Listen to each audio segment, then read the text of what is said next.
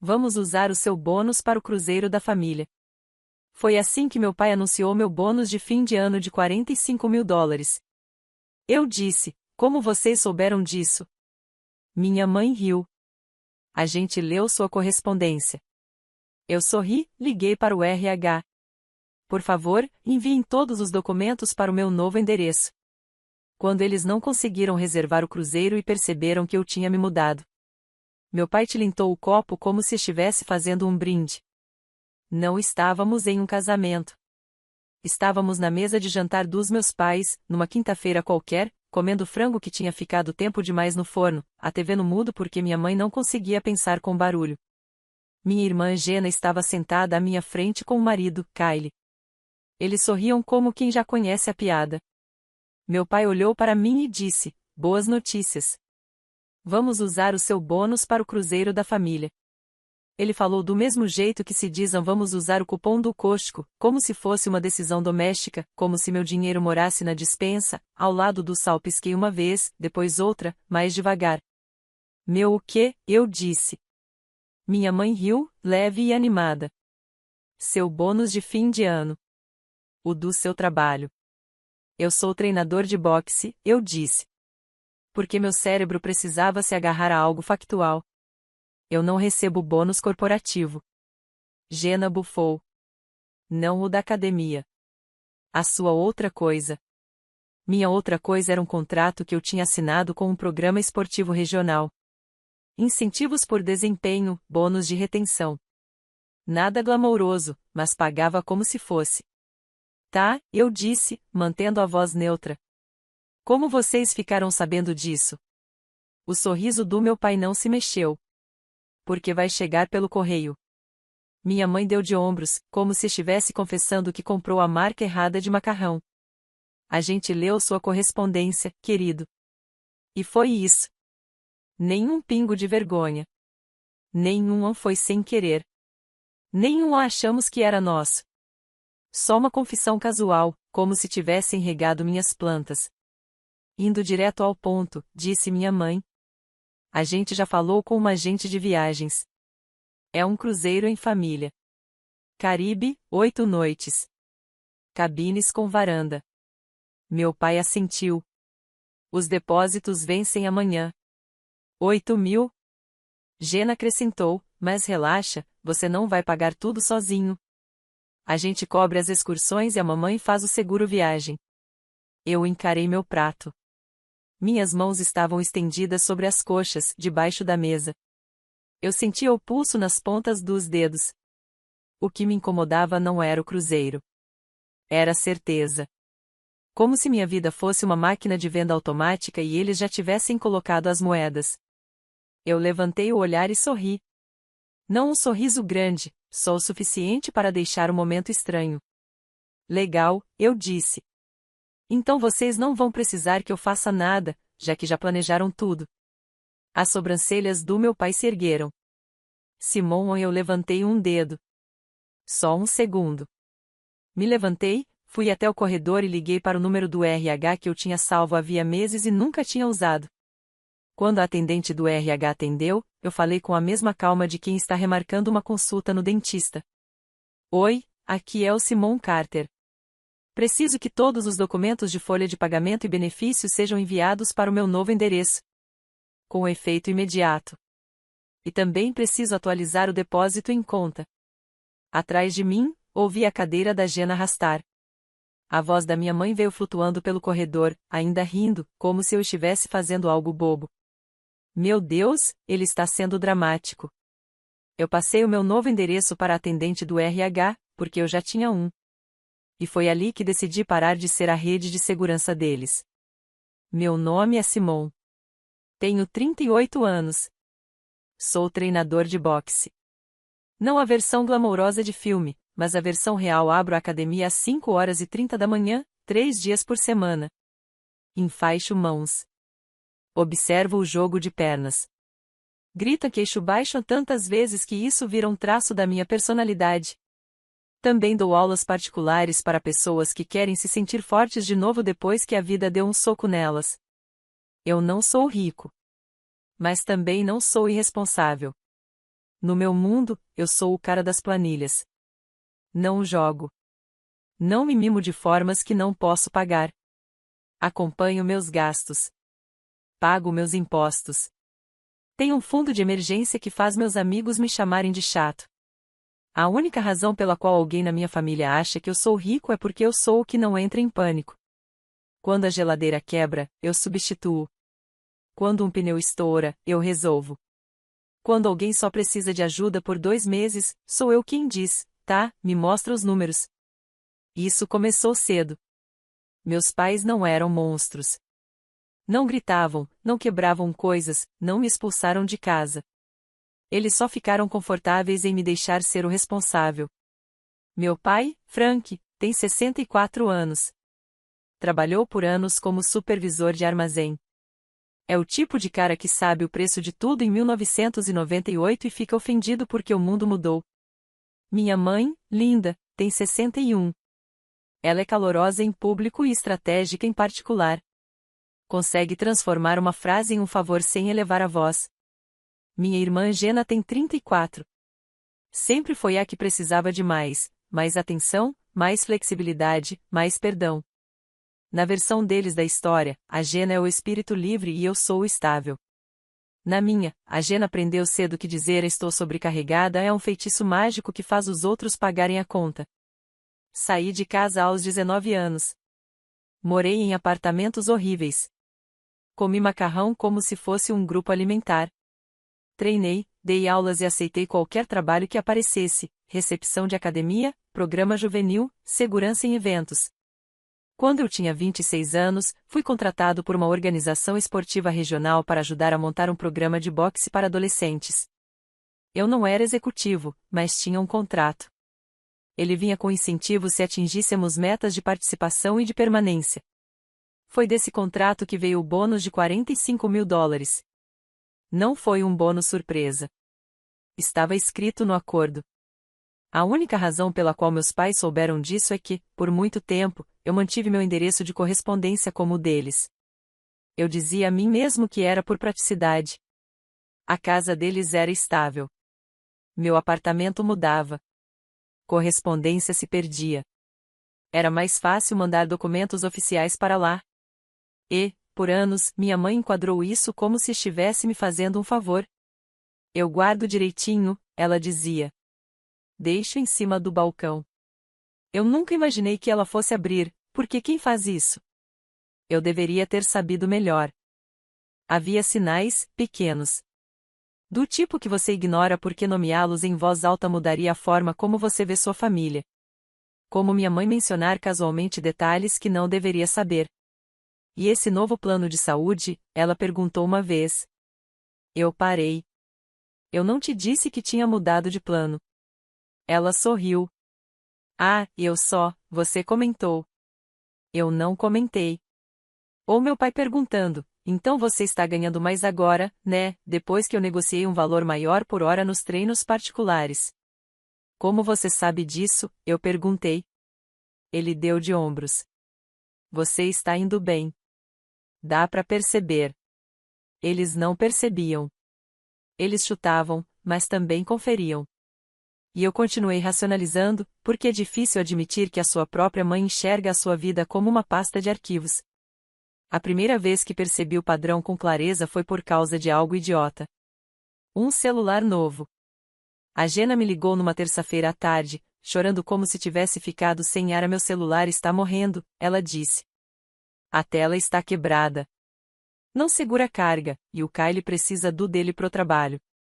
As crianças precisam conseguir falar comigo. Eu estava dando aula. Eu disse, o que você precisa? Eu só preciso colocar no seu cartão, ela falou rápido. Só pro parcelamento. Eu te pago depois, tipo $89 por mês. Eu disse não. Não alto, não dramático. Só, eu não posso fazer isso. 2 horas depois, meu pai ligou. O que é isso que eu estou ouvindo sobre você se recusar a ajudar sua irmã? Ele perguntou. Aquela frase fez alguma coisa em mim. Por que não foi a ela está bem? Foi a você se recusou. como se meu papel já estivesse definido e eu tivesse saído do roteiro. Eu não me recusei a ajudar, eu disse. Eu me recusei a colocar um celular no meu crédito. Meu pai suspirou, como se eu fosse o irracional. Você sempre complica as coisas. Essa era a frase que eles usavam quando eu pedia limites. Complicar. Quando eu pedia clareza, eu era frio. Quando eu pedia papelada, eu era desconfiado. Quando eu pedia devolução, eu estava fazendo conta. Mas quando eles precisavam de algo, era sempre urgente, emocional e, de alguma forma, ligado à família. Depois isso escalou para coisas maiores. Um empréstimo temporário de $3.200 porque o carro da Gena precisava de conserto. Um pagamento de $1.450 porque o proprietário errou o débito automático. Uma compra de supermercado de $600 porque as crianças estão crescendo e tudo está caro. Sempre com uma promessa. No mês que vem melhora. Nunca melhorava. E, como eu sou o cara das planilhas, eu via os números. Eu sabia que a hipoteca dos meus pais estava quitada. Eu sabia que meu pai tinha uma pensão. Eu sabia que minha mãe tinha economias das quais ela se gabava para as amigas. Mas, de algum jeito, quando a Gena precisava de algo, era sempre comigo. Eles não pediam para ela fazer orçamento. Não pediam para ela vender nada. Pediam para eu cobrir o buraco. Meus alunos da academia brincavam, Simon, você é tipo um terapeuta de luvas. Eu ria, mas a verdade é que eu fazia trabalho emocional o dia inteiro e depois voltava para casa para mais do mesmo. O que me desgastou não foi uma grande traição. Foi o pingar constante do sentimento de direito. Como naquela vez em que minha mãe deu um jantar de família e me apresentou aos amigos como nosso filho que ajuda a gente em tudo. Não a nosso filho que treina jovens lutadores. Não a nosso filho que construiu um programa. Só ajuda. Como se eu fosse uma ferramenta. Ou quando a Gena postou no Facebook sobre não ter apoio, com uma foto dos filhos e uma legenda falando que algumas pessoas só se importam consigo mesmas. As pessoas comentaram corações e você é tão forte. Eu era esse em algumas pessoas e eu sabia disso, porque o Kyle me mandou mensagem depois. Não leva pro lado pessoal. Ela só está desabafando. Aqui vai o que ninguém te conta sobre ser o confiável. A sua confiabilidade vira um recurso ao qual as pessoas se sentem no direito. E, quando elas se acostumam com isso, o seu não soa como traição. Comecei a dormir mal 3h12 da manhã virou um horário comum para mim. Eu acordava e minha cabeça começava a rodar números como uma esteira. Se a Gena não conseguir pagar o aluguel, meus pais vão me pedir?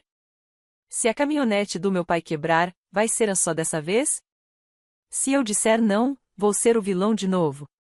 Meu peito ficava apertado, como se eu tivesse levado um golpe no corpo que não vi chegar.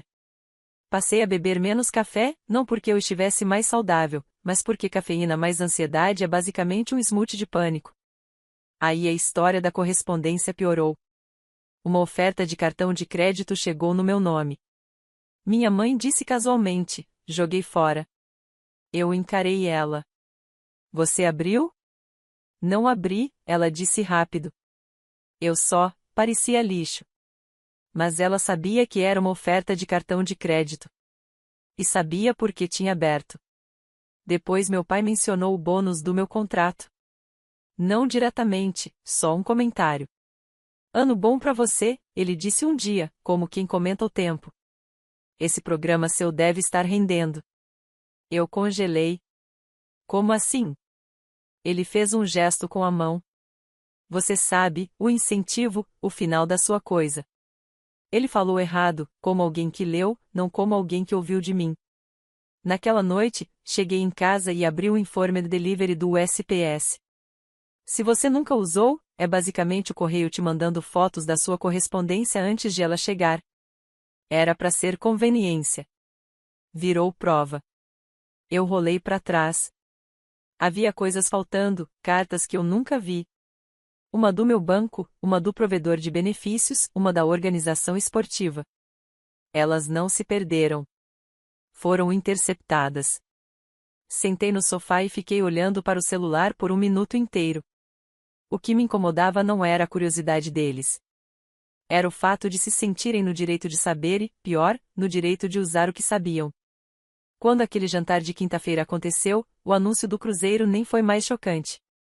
Foi o próximo passo lógico de um padrão que eu vinha ignorando. Eu não explodi naquele jantar. Não joguei o prato longe. Não gritei a vocês não podem ler minha correspondência, mesmo querendo. Porque gritar me transformaria na história que eles já contam sobre mim, o dramático, o sensível, o egoísta. Então, eu fiz o que sempre faço. Eu fiquei preciso. Na manhã seguinte àquele jantar, às 6h08, sentei no carro em frente à academia com uma barra de proteína que eu nem estava com fome de comer e fiz uma lista: mudar endereço de correspondência, bloquear acesso à folha de pagamento, separar as finanças completamente, documentar tudo, mudar. Eu já vinha economizando em silêncio, não porque estivesse planejando fugir, mas porque nunca confiei que apoio familiar fosse algo garantido. Encontrei um apartamento de um quarto a 15 minutos da academia. Limpo, simples, nada sofisticado. $1.675 por mês. Paguei o depósito no dia 3 de dezembro, $1.675. Assinei o contrato no dia 5 de dezembro. Depois, abri uma caixa postal para a correspondência oficial. $178 por 6 meses. Liguei para o banco e pedi para colocarem uma observação na minha conta, só eu. Nenhuma verificação com familiares. Não. Minha mãe ligou e disse: Eu desliguei. Em seguida, troquei todas as senhas. E-mail, banco, portal da folha de pagamento, o aplicativo que controla minha agenda de treinos, até os serviços de streaming. Se tinha senha, foi trocada. Congelei meu crédito. Ativei a autenticação em 2 fatores em tudo. Depois entrei em contato com o RH da organização esportiva e atualizei o depósito direto para uma nova conta, em um banco diferente. Não porque eu achasse que meus pais fossem esvaziar minha conta, mas porque eu não queria que nenhum papel voltasse a aparecer na casa deles, nunca mais. Também enviei um e-mail para mim mesmo com uma linha do tempo, datas, valores, quem disse o quê. Tirei capturas de tela das postagens da Gena no Facebook, aquelas sobre não ter apoio. Salvei as mensagens do Kyle dizendo para eu não levar para o lado pessoal. Baixei meus extratos bancários dos últimos 24 meses e destaquei transferências com anotações como o aluguel da Gena e a mamãe pediu. Não por vingança, mas por clareza. Porque, se você não documenta a realidade, outra pessoa vai reescrevê-la por você. Fiz ainda mais uma coisa, pequena, mas importante. Fui aos Correios e registrei uma mudança oficial de endereço. Não um simples pedido informal de redirecionamento, mas uma mudança completa, daquelas que geram cartas de confirmação. Do tipo que deixa muito claro quando alguém deixa de ser sua caixa de correio. E eu planejei o confronto. Não uma briga aos gritos, mas um momento calmo, em que os fatos falariam por si. Eu não estava tentando destruí-los. Estava tentando parar de deixar que eles me destruíssem. Eles tentaram reservar o cruzeiro no sábado. Eu sei disso porque minha mãe me mandou mensagem na sexta-noite, às 21h14. Consulta com agente de viagens amanhã às 11h. Esteja lá. Traga documento. Senha, por favor. Sem ponto de interrogação. Só instruções. Li a mensagem sentado no chão do meu apartamento novo, comendo comida por entrega direto da embalagem, porque eu ainda não tinha desempacotado os pratos. Respondi com uma única frase: não estarei lá. Os 3 pontinhos apareceram, sumiram, apareceram de novo. Depois, Simon, não faça isso. Eu não respondi. Às 11h26 da manhã seguinte, meu pai ligou. Deixei cair na caixa postal. Às 11h29, a Gena ligou. Deixei cair na caixa postal. Às 11h35, o Kyle mandou mensagem. Isso é constrangedor. Eles estão aqui. A gente precisa do cartão para o depósito. Às 11h41, minha mãe mandou outra mensagem. Não conseguimos finalizar nada sem você. A gente disse que o depósito tem que ser pago pela pessoa cujo bônus está sendo usado. Essa frase me fez rir alto no meu apartamento vazio, porque eles já tratavam o meu bônus como se fosse deles. Mas a agente de viagens, uma estranha de blazer, foi a primeira pessoa naquela situação que agiu como se dinheiro exigisse consentimento. Mesmo assim, eu dirigi até a agência de viagens. Não para pagar, mas para encerrar aquilo do jeito certo. Ficava num pequeno centro comercial, ao lado de um salão de unhas e de um lugar que vendia smoothies com nomes tipo Angry Gods. A agente de viagens, uma mulher chamada Marcy, pareceu aliviada quando eu entrei, como se o adulto finalmente tivesse chegado. Minha família parecia que eu tinha entrado num tribunal. Meu pai se levantou rápido. Aí está ele. Minha mãe forçou um sorriso. Simon, graças a Deus. Estávamos preocupados. Os olhos da Jenna estavam duros. Você vai fazer isso ou não? Márcia apontou para uma cadeira. Oi, Simon. Só precisamos da sua autorização para o depósito. Aí conseguimos travar o preço. Meu pai disse alto bastante para Márcia ouvir, a gente já concordou em família. Eu me sentei devagar. Marcy, eu disse, educado. Posso fazer uma pergunta rápida? Quem te deu a ideia de que o meu bônus pagaria isso? Marcy ficou visivelmente desconfortável. Sua mãe disse que você receberia um bônus de fim de ano e que queria presentear a família. Minha mãe se adiantou rápido. Isso é basicamente verdade. Eu assenti. Ok. Então virei para meus pais. O que me incomodou não foi o cruzeiro, eu disse baixo. Foi vocês abrirem minha correspondência e anunciarem o meu dinheiro como se fosse um fundo da família. Meu pai bufou. Ah, pelo amor de Deus. Estava em cima do balcão. Minha mãe se inclinou para a frente, a voz suave, como quem acalma uma criança. A gente não teve má intenção. Só achou que você ficaria feliz em fazer algo por todo mundo. Jenna cruzou os braços. Você sempre ajuda. Qual é a diferença? Lá estava de novo. Sempre. A palavra que te transforma em recurso. Peguei o celular e abri um e-mail. Marcy, eu disse, eu não autorizo nenhum depósito. Por favor, retire meu nome de qualquer coisa relacionada a essa reserva. Marcy assentiu imediatamente, como se estivesse esperando permissão para ser profissional. Certo. O rosto do meu pai ficou vermelho. Simon, eu levantei a mão de novo, um dedo. Calmo. Quero ser muito claro, eu disse. Não existe nenhum dinheiro de bônus disponível para vocês gastarem. Kylie franziu a testa. Como assim? Ele vai entrar. Eu olhei para ele. Estava programado para entrar. Sim. Meu pai se inclinou na minha direção. Você não pode simplesmente. Posso, eu disse, porque é meu. A voz da minha mãe ficou cortante. Então agora você está nos punindo. Eu balancei a cabeça. Não é punição. São limites. Virei o celular para que eles vissem a confirmação por e-mail do RH. Ontem, eu disse, atualizei meu endereço de folha de pagamento e o depósito em conta. Todos os documentos vão para o meu novo endereço, não para a casa de vocês. Minha mãe piscou rápido. Seu novo endereço?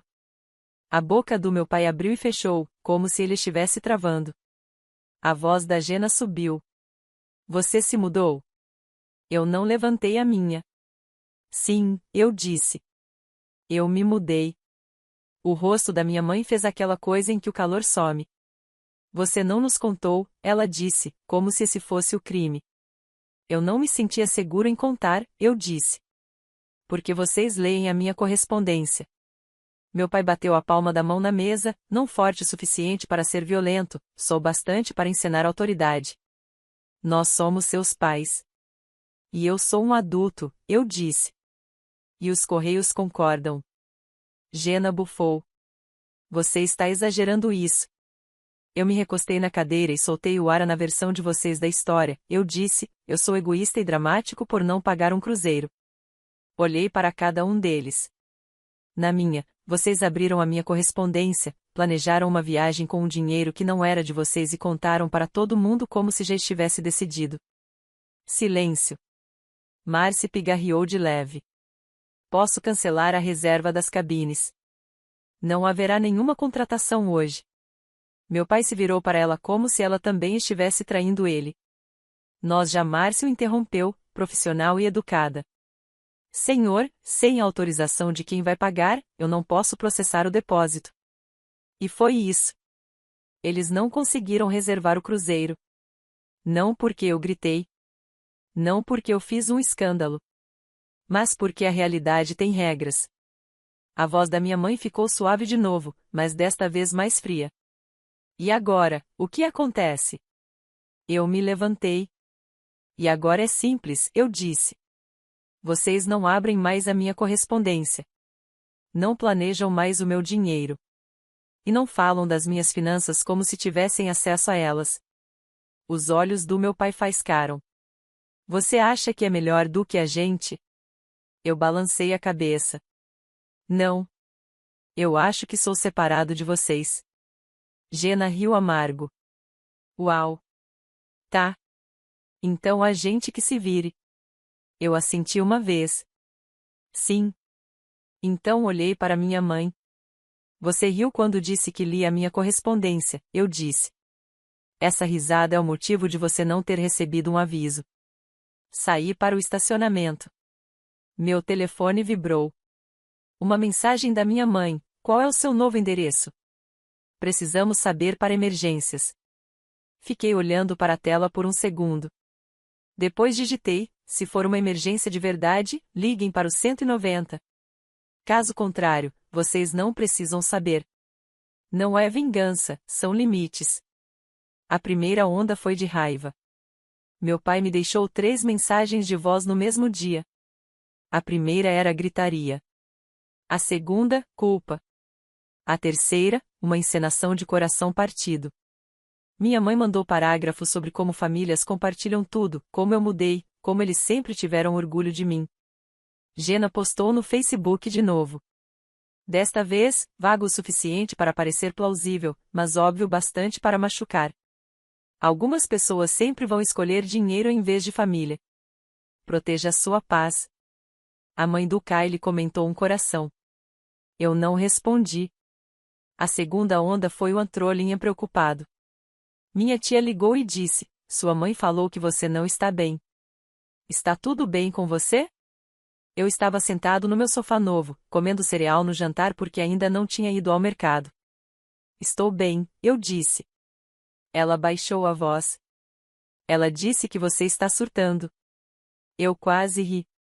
Aqui está o que pessoas manipuladoras fazem quando não conseguem controlar suas escolhas, elas tentam controlar a história sobre o seu estado mental. Eu mantive tudo entediante. Eu me mudei, eu disse. Atualizei meu endereço. Não vou pagar um cruzeiro. É isso. Minha tia ficou em silêncio.